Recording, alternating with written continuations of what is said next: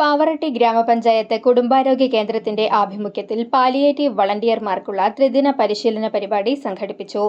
അവശരായ രോഗികളെ പരിപാലിക്കുന്നതിന് പുതിയ പ്രവർത്തകരെ കണ്ടെത്തുന്നതിന്റെ ഭാഗമായാണ് പരിപാടി സംഘടിപ്പിച്ചത്. പഞ്ചായത്ത് വൈസ് പ്രസിഡന്റ് റംസിയ മുജീബ് ഉദ്ഘാടനം നിർവഹിച്ചു. വാർഡ് അംഗം കെ.സി. ഖാദർമോൻ അധ്യക്ഷത വഹിച്ചു.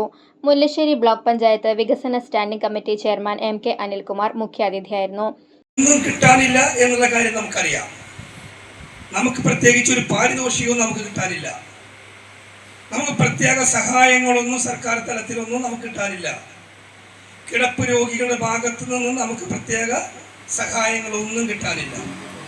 പക്ഷേ ഇതൊന്നും കിട്ടാതെ തന്നെ കിടപ്പ് രോഗികളായ സുഖമില്ലാത്ത ആളുകളായ ആ ആളുകളെ പരിചരിക്കുന്നതിൻ്റെ ട്രെയിനിങ് നിങ്ങൾക്ക് വേണം എന്ന് പറഞ്ഞുകൊണ്ടാണ് അതിന് ഞങ്ങൾ തയ്യാറാണ്.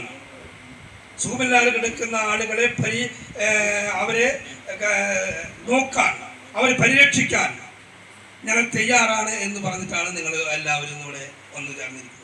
പഞ്ചായത്ത് വികസന standing committee chairman M T. Ummer Saleem, panchayat അംഗങ്ങളായ ആനി സണ്ണി, ഹബീബ് ഇബ്രാഹിം, കമാലുദ്ദീൻ തോപ്പിൽ, സരിത രാജീവ് തുടങ്ങിയവർ സംസാരിച്ചു.